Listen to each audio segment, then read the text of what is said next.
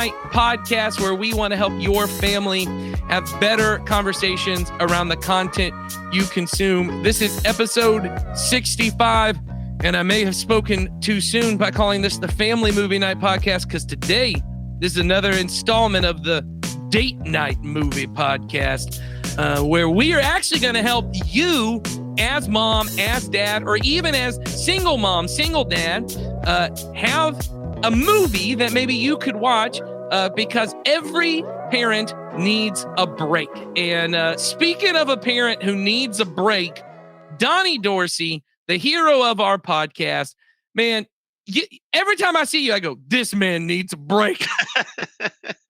I need a break like I need a Kit Kat bar now. Oh, there you go. And in a hurry. There you go. That's all Donnie. That's all Donnie wants for a date night. Just bring me some chocolate. Mm-hmm.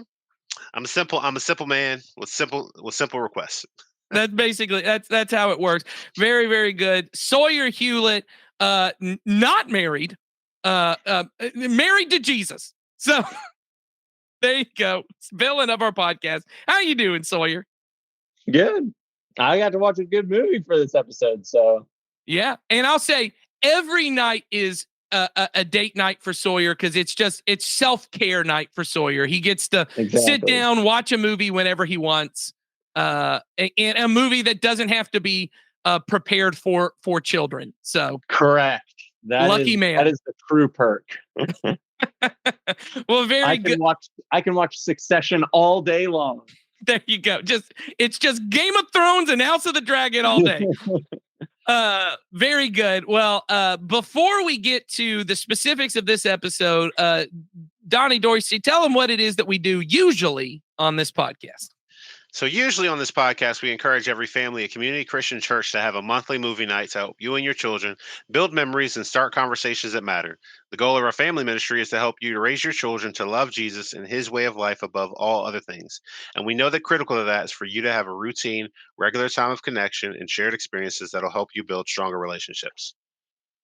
And on this podcast, usually we want to not only recommend a movie, today we're doing some movies, but we want to recommend some movies you could watch on your monthly movie night. But more than that, we want to give you some ideas of meaningful conversations you can have with your children, or in this case, your spouse, during or after the movie.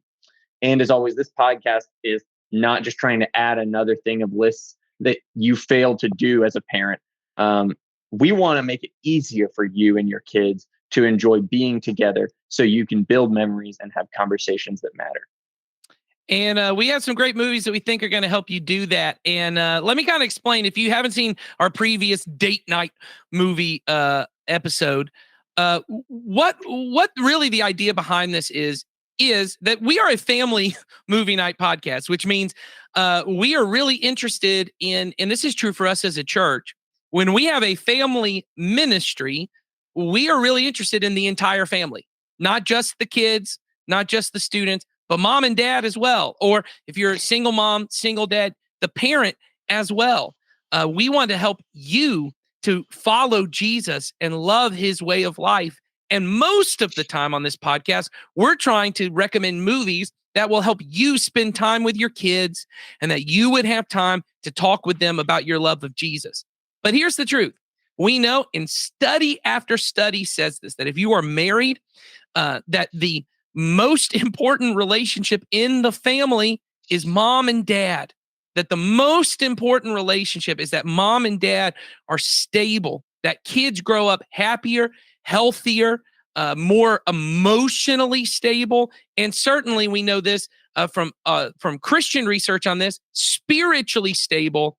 If mom and dad have a healthy and happy marriage, doesn't mean that they never fight. In fact, a healthy marriage is one where you handle conflict well. But certainly, we know that key to a good marriage is that mom and dad have time where they say, hey, we're focused right now on mom and dad. And maybe we got to find a babysitter for the kids. Maybe they got to go to grandma and grandpa's house if you got family nearby, or maybe someone in the church watches your kids, or maybe you just put the kids to bed a little early and you guys watch a movie together. Right? Or you say, hey, you guys go play your tablets or do something else, and mom and dad are just going to watch a movie together. But here's the other truth. If you're a single mom, you're a single dad, it's also really important that occasionally you get a break from being mom or dad. I have a good friend in my life who is a single mom, and I was talking to her the other day, and she said, it's just really nice to get to talk to a grown up. I spend most of my day talking to children, and it's important for mom or dad to just have time to be alone. Or same thing, send the kids to a babysitter, and you go out with some friends and do something or watch a movie together. Have these times because you are a full person, not just a mom, not just a dad. You are a disciple of Jesus, and it's important that you have those times. Donnie, I know you were talking earlier about, you're not only a married man, you're a dad. How important it is for you to kind of protect that relationship of occasionally saying to your kids, "Hey, mom and dad just need some time. Y'all are gonna have to figure this thing out for yourself." Yeah, because I think it's very, as a parent, the second that we get married, then we have our kids, and then we think that the main priority should always be, okay, we have to do everything. Everything has to be around the kids. But what I've learned and what I remember getting really good advice about is they said, you need to keep you need to keep cultivating your marriage. You need to keep dating your spouse throughout the entire duration of your relationship, because the idea is when you spend so much time and energy getting to know your kids and spending time with your kids all the time, you start to lose the other pieces of who you are, which is, for as a dad, it's like I'm a dad, but I'm also a sibling, I'm also a cousin, I'm also someone's child, I'm also a child of God. I'm a friend. I'm so many different things than just that one thing. And I think the problem a lot of times as a parent is that when we put so much energy into our kids, then they become the source that we view as what restores us or brings us all these, feelings of happiness and success and feeling that we've done something. But in truth is our relationships that they watched and that they came from is one of the most important relationships they will ever see, because they need to see, like you said, they need to see that, okay, yeah, maybe mom and dad don't always get along on every topic, but that when they don't, it's respectful, there's love there, and they handle conflict well, because hiding it from them doesn't make it not exist. It just means that they don't have an example that they can talk to of how to handle it.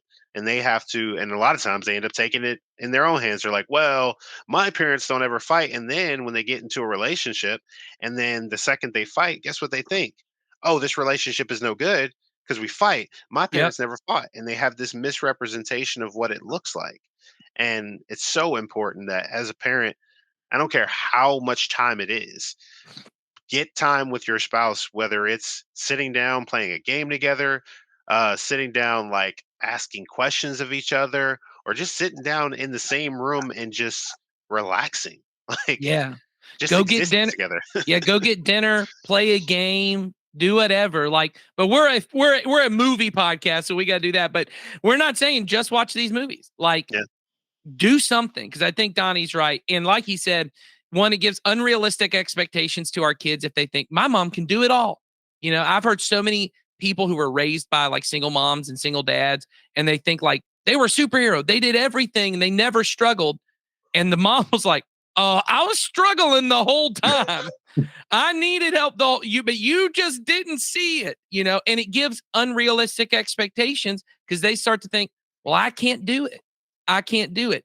The other part of it is when you intentionally choose to kind of take a break from your kids and say, hey, we've talked about this at this most recent parenting event we went to about the importance of not helicopter parenting and being over your kids every moment and solving every problem.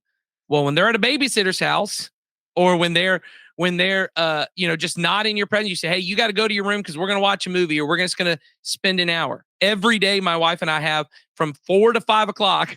That's just mom and dad time. I get home from work and we've intentionally set that time aside. We're going to watch a TV show or just kind of like eat a snack and hang out together. And the kid, y'all got to be away. And they'll come inside and go, Mom, she did this or she did that. This is our time. Get out of here. Get back outside.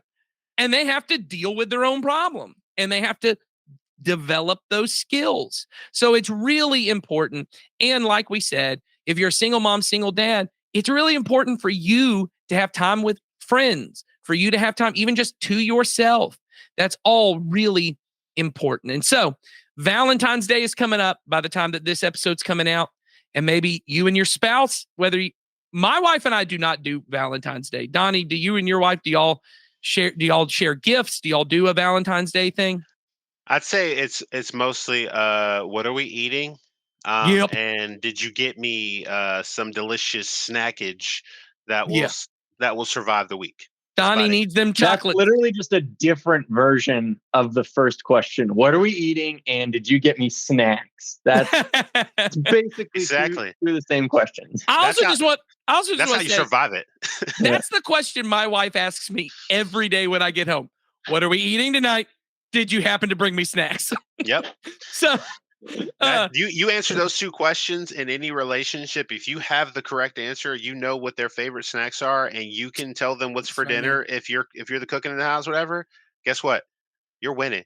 They say the way to a man's heart is through his stomach, but I will tell you this: the way through to a woman's heart is knowing her favorite snack. I'm just gonna say that snacks are key. They are just key. So I'll say this: major key, if you will. Oh. Nice. Okay, so I'll say this. It's Valentine's Day coming up. Maybe you and your spouse, and whether you do anything, my wife and I we've been together since we were 15. We have never done a Valentine's Day thing, but we regularly have a date night. So coming up on this time, maybe you go out for a date. Or if you want to have what is it Galentine's Day? What do they call it, Sawyer? Yeah.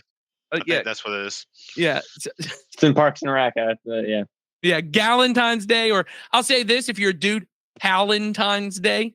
Can we try that one? Sawyer's throwing up. No, Sawyer vomited. For those who couldn't see, but yeah, go out with some friends and do something. And in particular, we got some movies that we think would just give you a chance to not watch an animated movie, not watch a superhero movie, just watch a movie that you and your spouse or you and some friends could enjoy. And we've got some great ones that are coming up. And I'm excited because I want to go ahead and get started with Donnie. Donnie Dorsey has brought a movie that I have not seen yet. And I am very excited to hear about this. So Donnie, tell them what movie you watched, where you watched it, so where they can find it, and what'd you like about it? All right. So the movie I watched was called Ticket to Paradise, which stars George Clooney and Julia Roberts. And I'll tell you, I like What was it on? It's on Peacock. Okay, so if you got Peacock or Peacock Premium, I get that. In case you don't know this, if you have Xfinity, you get Peacock for free. You get Peacock Premium for free. So just throwing that out there. So Donnie, what is Ticket to Paradise about? So in short, Ticket to Paradise is about a pair of parents that have since separated. And they're raising their adult child and all the various nuances that come with that, and they don't necessarily get along um very well. So there's a lot of interactions that are very passive aggressive and things like that, but you get to watch as these two adults slowly start to essentially see where they were at fault in the relationship based on some of the things that happen. And it's kind of an interesting movie, especially for as a parent, is I think at times we often don't see all the little nuances of things where we could have improved or done better. And I think it does a great job of watching that relationship change. And then there's a lot of comedy. There's a lot of, there's some romance. It feels like there's some romance in this movie. There's definitely some romance, where the primary of the romance is with the daughter. That they're going. So the idea is the Ticket to Paradise is they're going to an island to meet with their daughter. Is their because daughter getting married? I'm just going to she throw is that out getting there. married. She is Ah, getting there you married. go. And so they're going there and they're supposed to, be hospitable with one another. And I enjoyed it. Like I said, I mean, I thought it was really done really well. I mean, George Clooney is kind of a go-to for a lot of these types of movies, and Julia Roberts is known for, the romantic comedy style movies. It does have some language in it. I will say that there's a little bit of language and stuff like that, but it is for Yeah, adults. that's So right. It's a grown-up movie. that's right. It's a And I grown up will movie. There'll be grown up language. I will say what was exciting to me when I saw this movie is, and I know I say this a lot on the podcast, these are the kind of movies that don't get financed anymore. These Mhm. big star-driven, location-driven movies, because it takes place in Bali, and it's like we're gonna go to a beautiful location, put beautiful people in it. It's gonna feel like an old Cary Grant or Audrey Hepburn movie. It's like we're putting these beautiful people in a beautiful location. There's going to Mhm. be fun. It's going to be funny. It's going to be romantic. And these movies just don't get financed as much. And I know everyone who is a film geek like me is upset that theaters are really struggling and maybe they're going to go away, or at least in the way they did before. I'll just say this. These movies wouldn't play in theaters, and you're only Yeah. going to get movies like this on streaming. And Yeah. I'll actually argue the movie Sawyer is going to talk about, I think, had a very short lifespan to ever really be in theaters. Because it's also a movie that has lots of stars, star driven in a beautiful location, costs lots of money, but doesn't have any superheroes punching each other. Nope. And there's not a lot of science fiction, a little bit of science fiction in this next one. But Ticket to Paradise, I'll say, on Peacock. Donnie I says, really want to watch this movie now. You have sold me, Donnie. yes, me as well. I do think this will be one. It reminds me from the description of, have you guys seen Intolerable Cruelty? No. No. Okay. Now I'm throwing this one out. Y'all got to watch Intolerable Cruelty. It's a Coen Brothers movie with George Clooney and Catherine Zeta-Jones. George Clooney is a divorce lawyer who's really good at his job, ends up representing Catherine Zeta-Jones's husband in the divorce. He ends up basically making sure she gets no compensation. She decides to get back at him, the George Clooney, the divorce lawyer, with this whole like con. And there's a lot of romance that gets in. It's really fun, really good. This feels like similar vibes. Let me ask you this, Donnie. Is the kind of relationship between Julia Roberts and George Clooney very bickering, back and forth kind of stuff? Yeah. But then we get some feelings going on, and everyone's kind of nostalgic. It's like well, the funny thing about it is that it kind of plays toward that, but it does it in a different way, because Okay. like generally you have that bickering and stuff like that, but then it's almost it's turned on its head a little bit, because you think they're gonna like, oh, it's just like this and that, but it's a lot of them just trying to essentially, they eventually have a common goal, and that Yeah. common goal leads to them to kind of find ways to reconcile.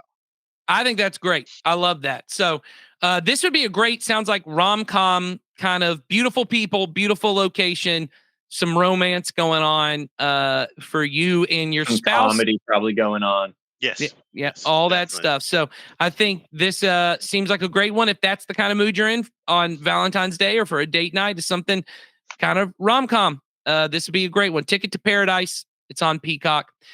Sawyer also watched a movie that I also loved. Came out really came out the day, but it came on not on Christmas Eve. Came out on the 23rd. The 23rd. It had short run in theaters, but it was on Netflix on the 23rd of this last year. It's only been out for a month or two now. But it is a sequel to Rian Johnson's film, Knives Out, which is kind of this return to the kind of old whodunit mystery, Agatha Christie type mystery of everyone in one location trying to solve a murder. But you have watched the sequel, which takes place on a beautiful island called Glass Onion. So Sawyer, why don't you tell us about Glass Onion? Yes, specifically, this movie has been out for now, like a month, like basically a month and a half is how long this movie has been out by the time that this episode aired. It's been out for just over a month and a half. And I have watched this movie 3 times in that month and a half. That is how much fun I have watching this movie. And that's kind of the thing that I think this movie has, maybe more so than Knives Out. Knives Out, I kind of probably do prefer just by a hair. Nathan and I were talking; they're basically equal as thing. We both love these movies a lot. Is the thing. This movie is hilarious. Is the thing. It's like just like I feel like I was laughing. I do laugh pretty consistently through the whole movie. It's got like big like twists and stuff like that because it's a murder mystery. And there is a level to which I think Daniel Craig as Benoit Blanc is quickly becoming a better character than Daniel Craig as James Bond. I am far more interested in this character of Benoit Blanc than anything that James Bond is going to be doing in the near future. Okay. And honestly, most characters, I'm more interested in Benoit Blanc than most characters. So Ryan Johnson has said that he's doing Knives Out 3. I will be there the day that it opens is the thing. And yeah, this is just a fun movie. It's got like a ridiculous amount of famous people in it. Just to kind of set it up, basically, Edward Norton plays this kind of Elon Musk type, and he invites all of his friends to an island to have a murder mystery party. And I will leave it here and simply say that things ensue when Benoit Blanc shows up at this murder mystery party, and it is a great time. And I think that you probably could watch this with certain kids, maybe like over the age of 11 or whatever. But I think this movie is better with just adults. I think it's just a fun time. I think it'd be hard. Honestly, I don't know that there's anything too objectionable in the movie. There's a lot of language. But I would say, I think kids are going to have a hard time following it. Yes. So I definitely think you will have more fun. I probably will at some point watch it with my kids, but I made sure the first time I watched it just with me and my wife, because I just wanted to be able to enjoy it, all the twists and turns. For those who don't know, Benoit Blanc is kind of like a Hercule Poirot type character, but with this Kentucky Fried Chicken Southern drawl thing going on, which is really fun. And he's a little more simplistic of a character. Like he kind of plays himself as kind of naive and simplistic, but then he's brilliant. I agree. He's one of my favorite new characters, kind of in the pantheon of films. Like, I just think he's going to be considered a classic character for a long time. But the movie itself is really funny. It is beautiful to look at, and I'll say the cast of characters is the best part. Like, it's a real lampooning of celebrity culture. So everything from, like we said, we have a Elon Musk tech mogul type person. We have this Twitch streamer, men's right activist guy. We've got this fashion designer woman who's just kind of like saying all these ridiculous, offensive statements on Twitter and all this kind of stuff. Very fun, very funny, kind of handles all of that, I think, really well and really funny. And I think the twist, what I love most about the Knives Out movies is how Ryan Johnson, the director and the writer, is so good at knowing when you figure out one thing so he can twist it and make it something else. This will never be a movie that you get ahead of the director. And I think that's the best part, is when you're watching it, you're like, oh, I solved it. And he's like, yeah, well, that was mystery number 1. So here's mystery number 2, 3, 7, and 8. Like, yeah. And to your point about the cast and the twist and stuff like that, there are not many like murder mystery whodunit movies that I routinely rewatch. Like a good murder mystery is not that rewatchable. These ones I could literally just throw on any time of the day and I'm gonna have a fun time because the characters are just really, really fun characters, and the story is really engaging with the audience. Is the thing. I can't recommend this one enough. So I would say this movie fits a little bit more in the comedy. There's obviously not any romance going on. The little tiny elements of thriller in the sense that it's a mystery, but not very much thriller. The first one even had a little more thriller elements than this one. But so if you're looking for something to laugh at, to just have a good time, to kind of be thrilled of trying to figure out the mystery. If you're one of those people who get the hunt a killer boxes and you love doing, you love mystery novels, this might be a great one. It's on Netflix, Glass Onion, a Knives Out mystery. It's on Netflix now. My movie, I decided to bring up a movie that I actually, at the time of filming, watched on a date yesterday with my wife. It's actually in theaters right now.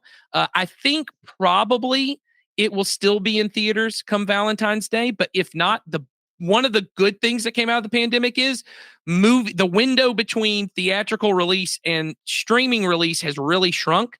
And so often, if it's not in theaters, it's immediately available to rent online. It's a movie called Missing. It's not a sequel, but it's kind of a spinoff. They reference the first movie in the series that's called Searching. I believe this came out in 2018. Sawyer, will you check my facts on that one as well? Yep. But 2018, I think. Searching is the name of that movie. 2018. Yeah, it is. I believe available. Will you see if it's available on something? I bet it is, but it is certainly available to rent. I know that you could rent it if Missing is not available. Searching and Missing are both movies that are entirely it's similar. Searching is just rentable. Okay, so you could rent this one and you might be able to rent Missing, or if you want to go out, it might be in theaters to see. These are movies that I don't think they have a term for this genre yet because there's very few movies like this. But like the found footage genre that we talked about with Chronicle, this is a movie that takes place completely from a computer screen. Everything you see in the movie is the main character interacting with their computer. Missing is a movie about a teenage girl who she's 18 years old and she's about to go away to college. And her mom is going on a trip to Colombia with her boyfriend, and you kind of get the feel from the beginning that maybe the boyfriend's gonna propose on this trip. And the movie kind of opens with this 18-year-old watching footage of her father, who passed away when she was so young she couldn't remember, but she has these memories of him through the thing. So it's really kind of sweet when it opens. But her and her mom have this tense relationship. And while the mom is in Colombia, she is supposed to go pick up her mom at the airport, but her mom never comes back from the airport. And the mom has gone missing, as the movie is. And the whole movie is this teenage girl through her computer. You just are watching her on the computer, search her mom's Gmail account and search her to all over the internet, trying to figure out where is her mother. And it is a very tense kind of thriller mystery that is really fun. Like I said, it's in theaters. It's one of those, and I think this is why it's perfect for a date. Me and my wife, the whole movie are going, oh, I think it's this. Oh, I think more than Knives Out. Like Knives Out is a movie that I'm not even trying to solve. Knives Out, I'm just laughing at how he's tricking me all the time because I know I'm never going to solve this movie. Like, I mean, I don't know how you are, Sawyer. The whole time I'm watching Knives Out, I'm like, this is just fun. Like, this is just, I'm never going to solve what's going on. The first time I watched Knives Out, I was like, oh, what's he doing now? But then, like, Glass Onion, I had figured out, I'm like, I'm just going to follow him wherever he takes me. Glass Onion and Knives Out are straight roller coasters. You're just enjoying the ride. You're just like, where does this take me? This is a movie that the whole time my wife and I are like, well, why didn't she do this? What is this going to be? What's going to happen next? And it's a lot of fun. In case you can't see Missing, I would also suggest the movie Searching, which is the first of the two. It stars John Cho, and it's a movie. It's kind of the reverse. So Missing is kind of the reverse, where it all takes place on a computer screen, and it's a dad who lost his wife when a few years before, and his teenage daughter goes missing. And they have a tense relationship. So it's very similar kind of themes, but it's him trying to solve where is she through the use of the computer. And Sawyer, I do believe you said you'd seen Searching before. I've seen Searching. Yeah, it's a very fun movie. I really enjoyed Searching. So I think if you can't see Missing, Searching would be another good one. You can rent it on wherever you rent your streaming movies. But I think this would be a really good one. And once again, in fact, tonight I'm going to be watching Searching with some friends. So even if you don't have a spouse, you just want to go out with some friends, it's a really good like group movie. It's a really good like, oh, what's going to happen next? And, oh, why didn't they do this? And why are they searching that? And why is this what's happening? It's a really good kind of, you need to watch it with other people experience. And so I think it's perfect for that. And so I hope you watch one of these movies, or you watch some other movie, or you just do something that you as a parent or you as a couple can just enjoy life together, take a break from being mom, take a break from being dad, and just enjoy the life that God has given you with some friends or with your spouse.